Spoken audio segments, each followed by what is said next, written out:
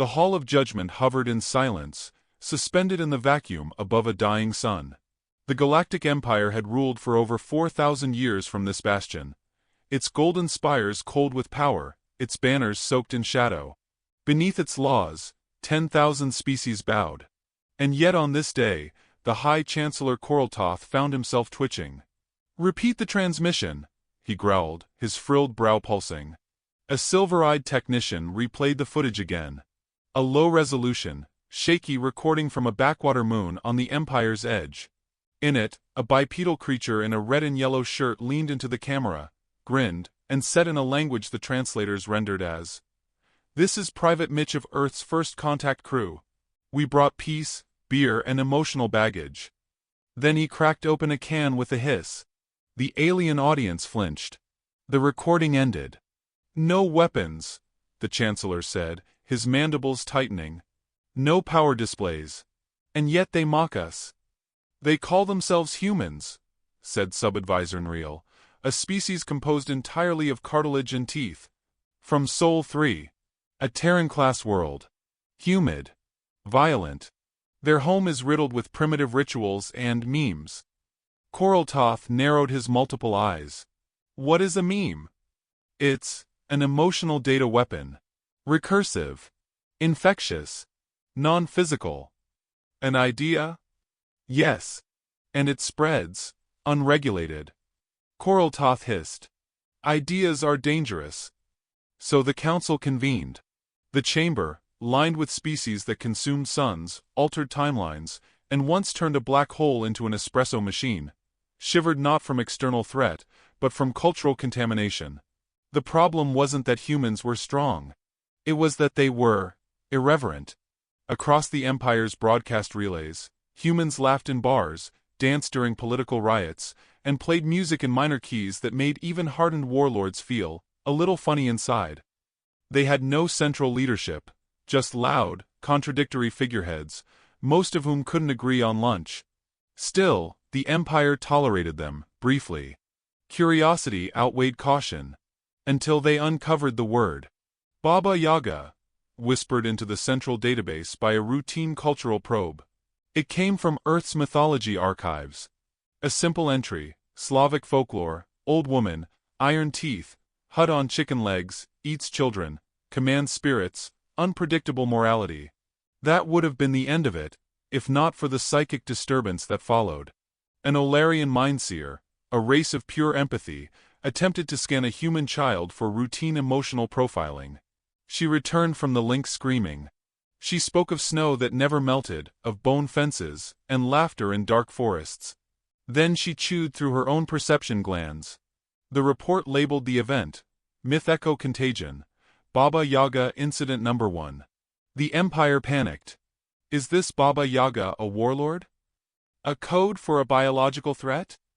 A sleeper AI? They asked the humans. The humans laughed. "Oh, she's not real," said one. "She's very real," said another. "She's just a story. She lives in the woods. My grandma swears she heard her in the wind once. They say her hut walks on chicken legs. That's metal, right?" The ambiguity was worse than clarity. Aliens preferred logic, quantifiable terror. Humans, it seemed, enjoyed fear. They cultivated it. Coraltoth ordered a direct interview with the human ambassador, a rotund man named Dwight. He wore socks with sandals and smelled faintly of bacon. "So this Baba Yaga," the Chancellor said carefully. "What is she?" Dwight smiled, eyes twinkling behind thick glasses. "She's a reminder, your spikiness." "Of what?" "That you don't gotta be big to be terrifying. Sometimes all it takes is a creaky floorboard and an old woman who knows your name." Coraltotha's translator stuttered, trying to render the idiom into Empire legal syntax. Dwight continued. "She's not here. But if you start poking Earth too hard, maybe she gets curious." The Chancellor dismissed the man, but his words lingered. The next day, footage leaked from a human cargo ship.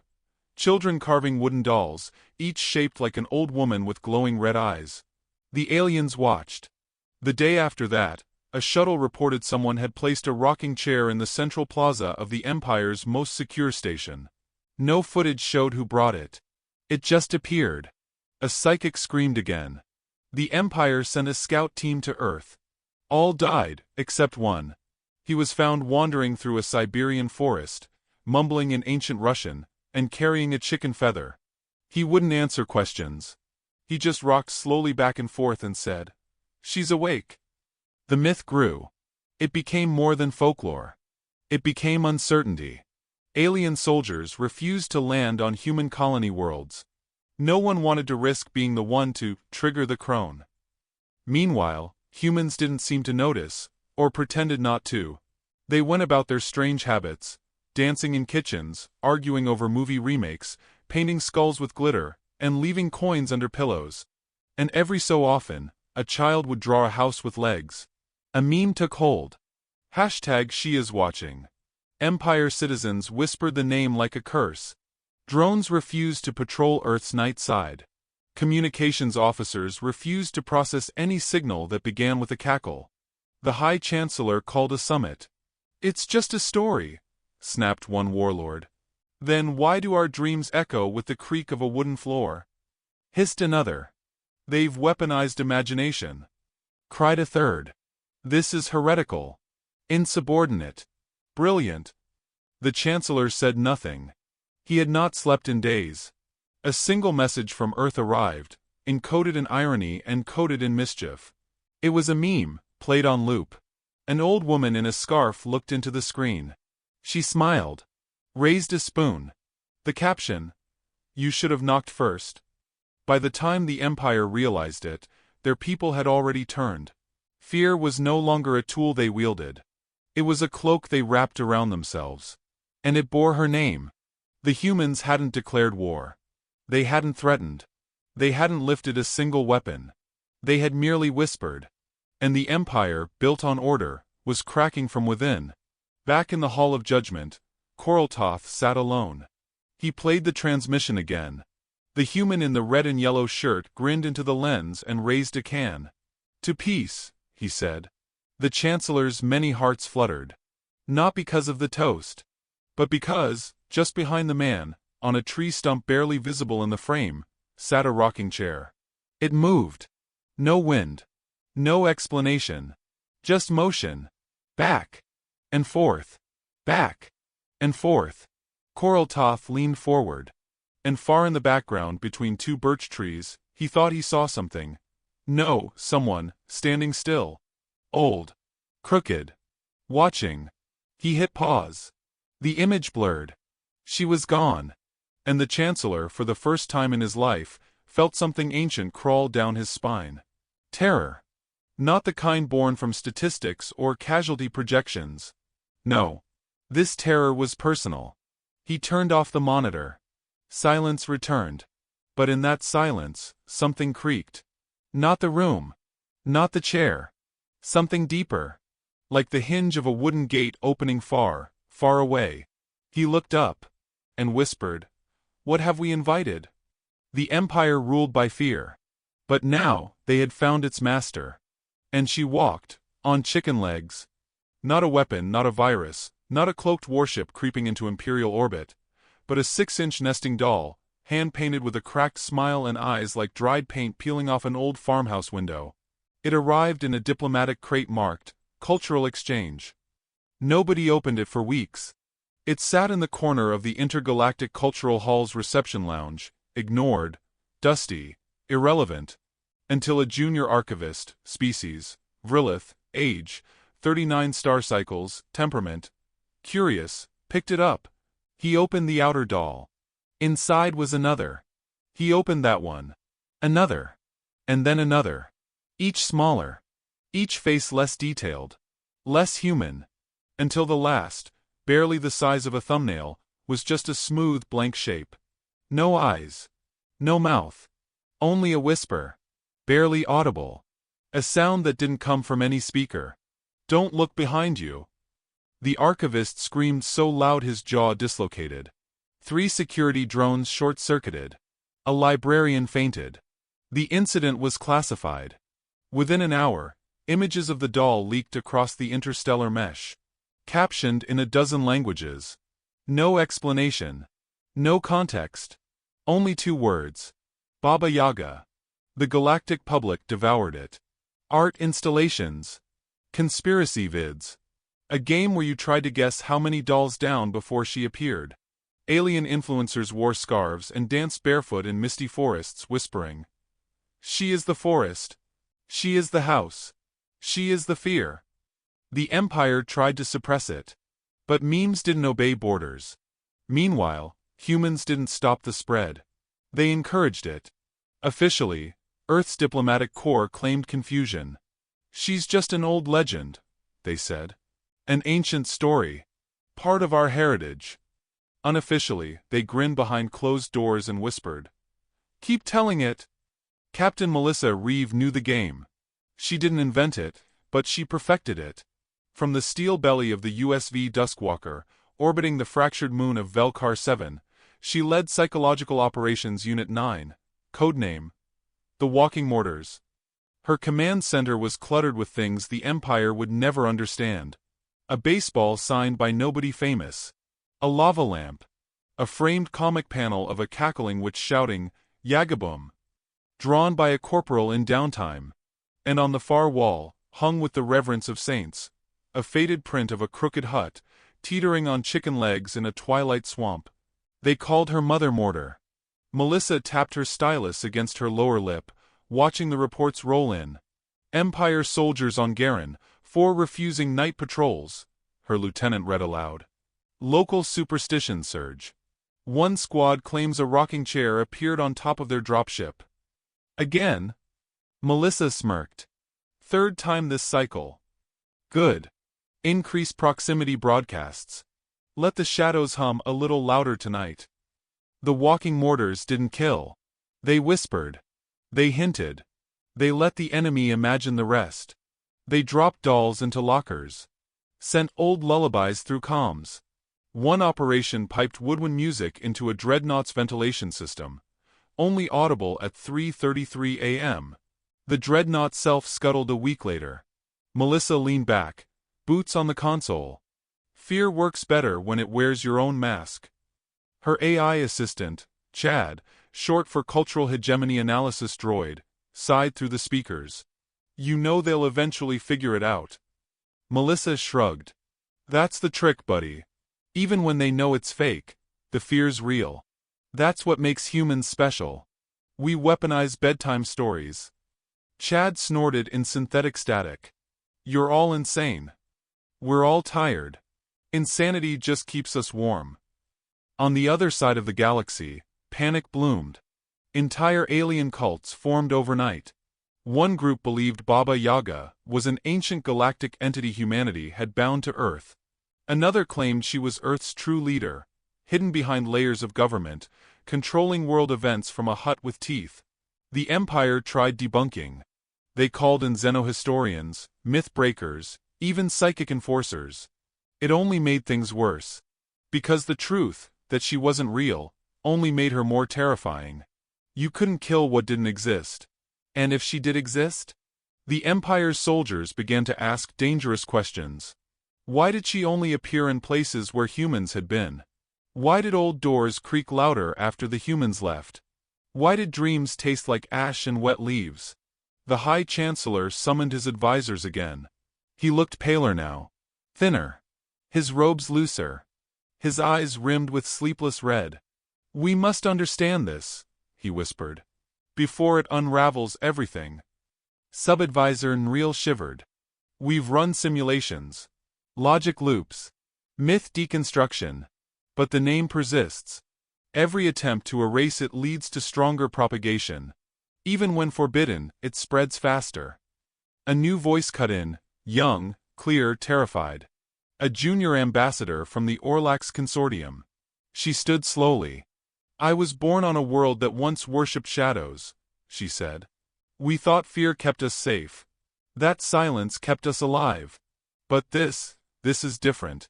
It's not silence. It's her silence.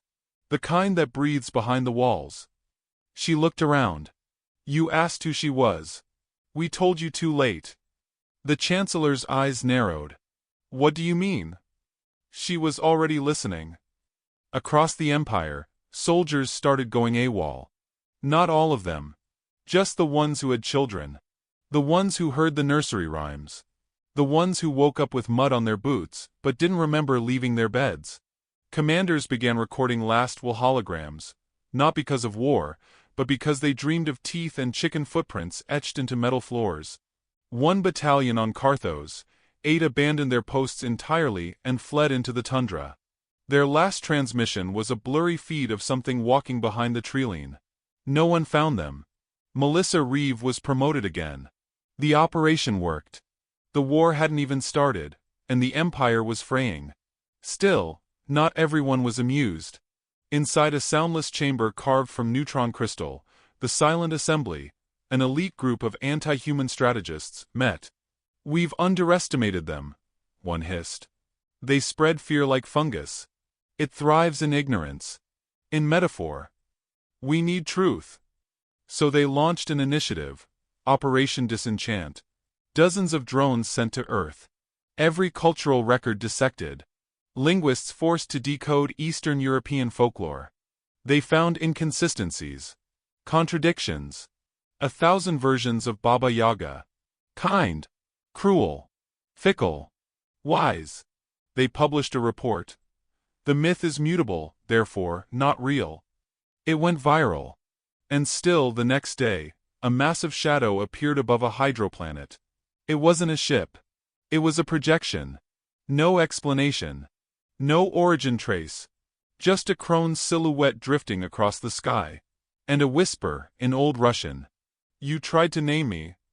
But I do the naming. 10 million citizens screamed. 3 governments collapsed.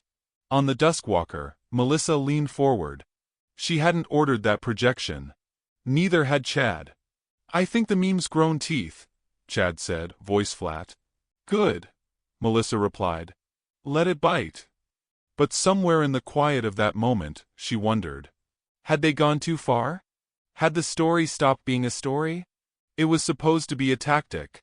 Now it felt like a prayer. And prayers have listeners. The Empire doubled their efforts. They banned every reference to Baba Yaga. Censored names.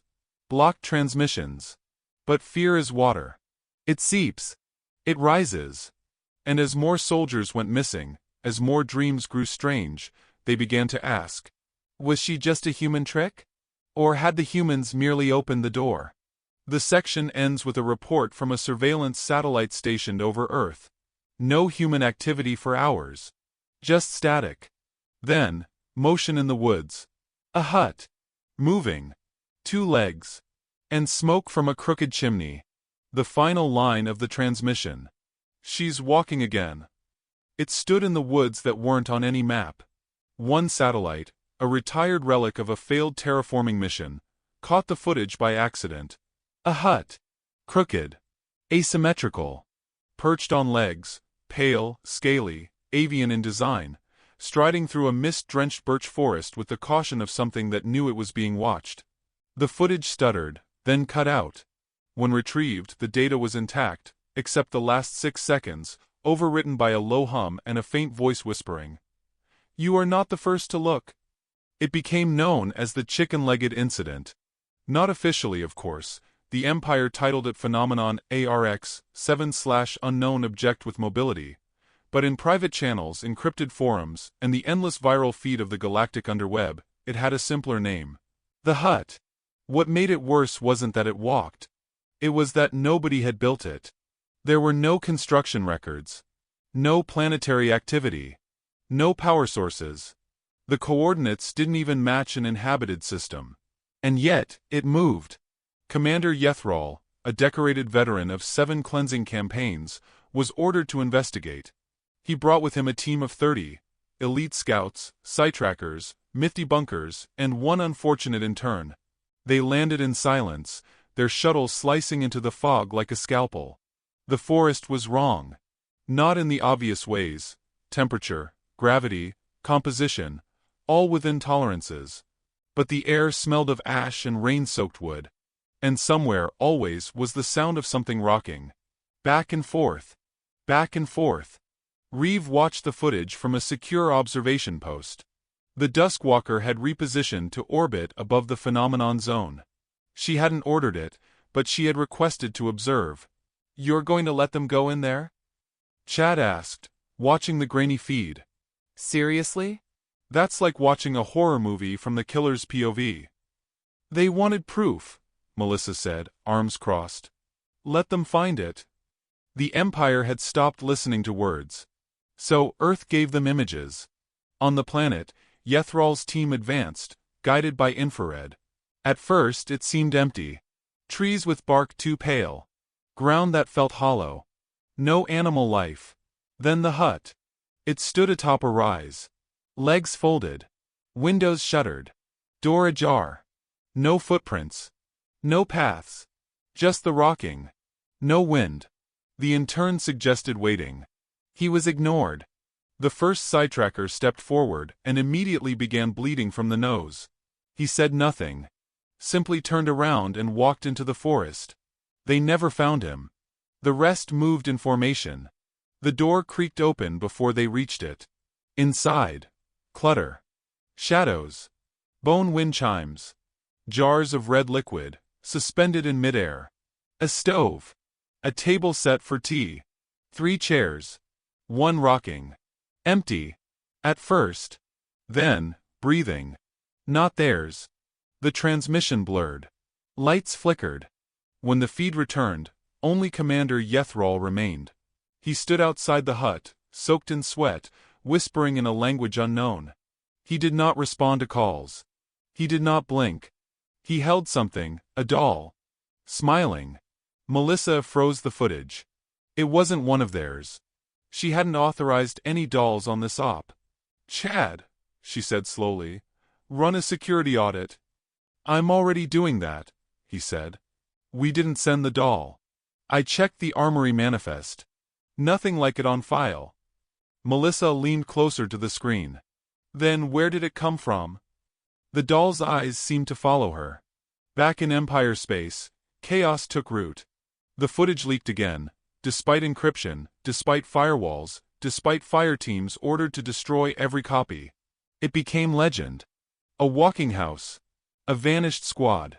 A man holding a doll he shouldn't have had. Theories bloomed like mold. It's a psyop gone rogue. It's a weaponized consciousness. It's the Earth goddess of fear, and she's awake. Entire sectors refused orders. Empire citizens began leaving breadcrumbs outside their doors, to appease the crone. Children chanted rhymes in human tongues they didn't speak. And somewhere, in the hushed panic of too many whispers, someone began carving huts into prison walls. Yethral's shuttle returned 1 week later. He was alone. No memory. But when they opened his storage compartment, they found 27 nesting dolls, perfectly preserved, each bearing the face of a missing crew member. Inside the last? Nothing. No sound. Except when you listened very closely, you heard the rocking. Back and forth. Melissa stood before the dolls, breath shallow. She hadn't expected it to escalate this fast. She'd thought it would scare them, rattle their order, break the myth of their invincibility. But now it was out of her hands. The myth had teeth. She remembered what her grandmother had told her once.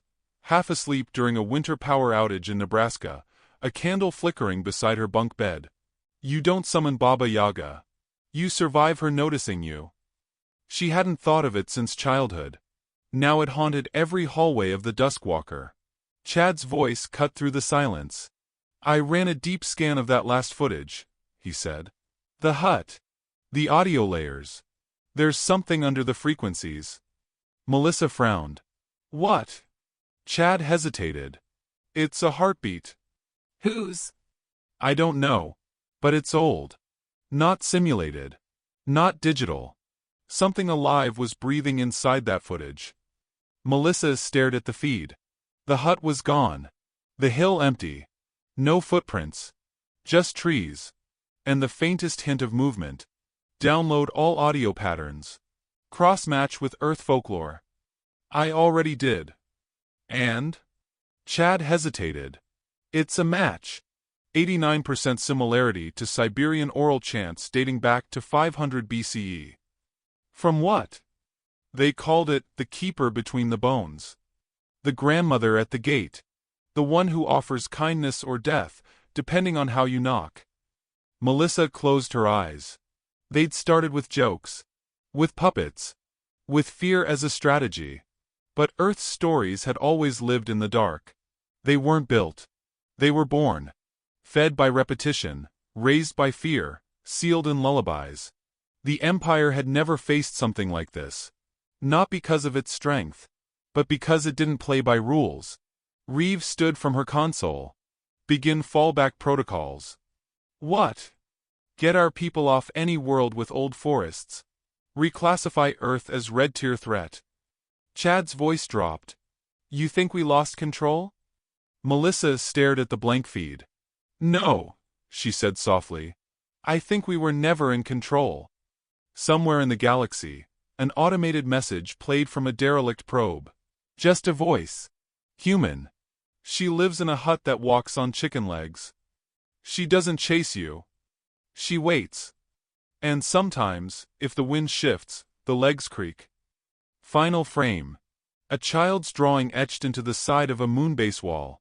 A house with 2 legs. And a smile that didn't belong on anything human. The Empire pulled back its fleets.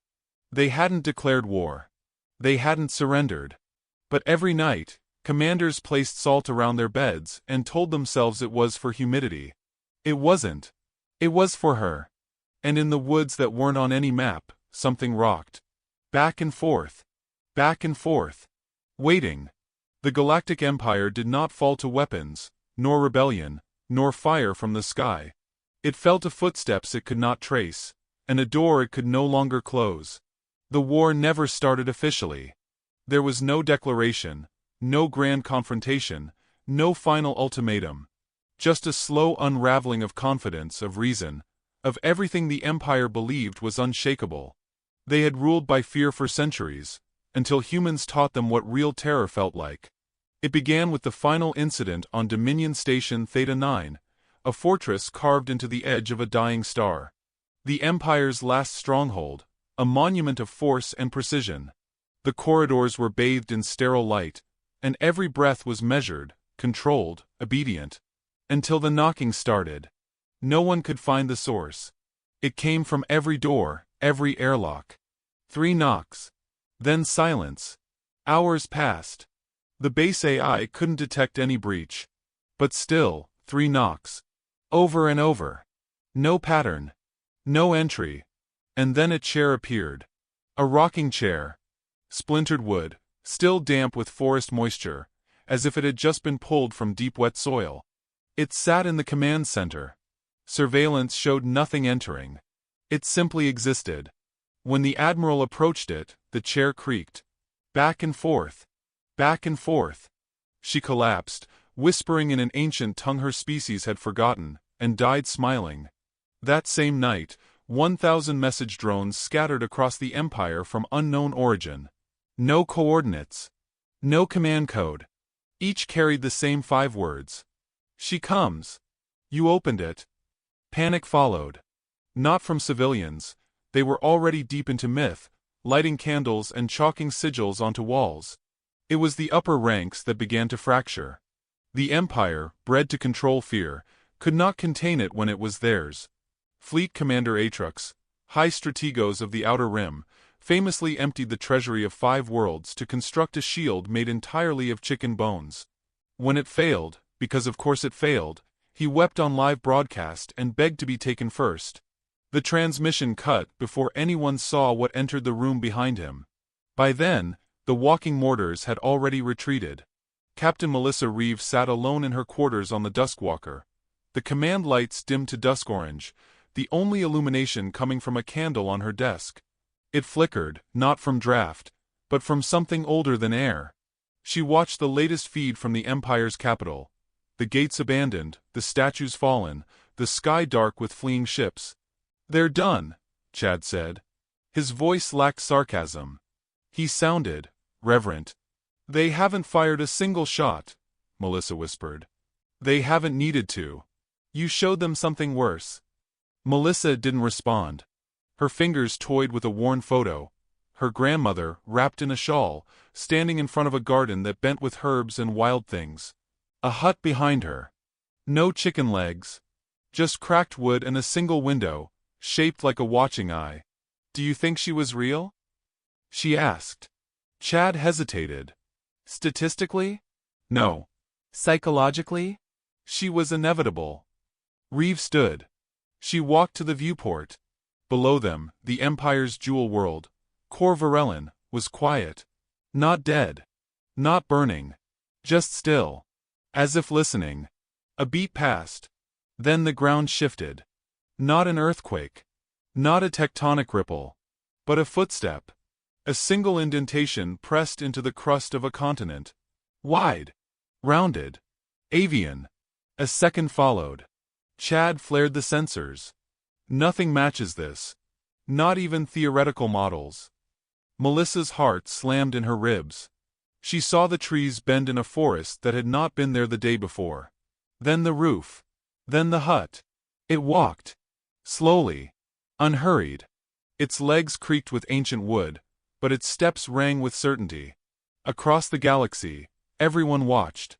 Not just humans. Everyone. Screens flared to life without being touched. Windows fogged over and cleared again with her silhouette standing beyond. And always, always the rocking chair. Back and forth. Inside the Empire's former council chamber, the High Chancellor knelt on marble steps and begged for forgiveness from a being no one had seen, but everyone feared. She answered with silence. And then, 3 knocks. The doors burst open. But no one saw who walked through. All recordings failed. All sound ceased. Only afterward, when the storm had passed and the wind carried no scent, did the survivors crawl out from beneath desks and shrines, and find what was left. Each one had received a gift. A single matryoshka doll, shaped in their likeness, carved from pale wood, smiling softly. Inside, a smaller version of themselves. Then another. Then another. Until the last one, hollow. Empty. No sound. Just the echo of rocking. Melissa watched the aftermath with no celebration. There was no victory. Only transformation. The Empire didn't surrender. It changed. It outlawed hierarchy. It decommissioned its weapons. The ruling council dissolved and reformed as an interspecies storytelling collective. They called themselves the Firelight Assembly. Their first edict: preserve the old stories. Respect the hush between knocks. Chad observed this in silence.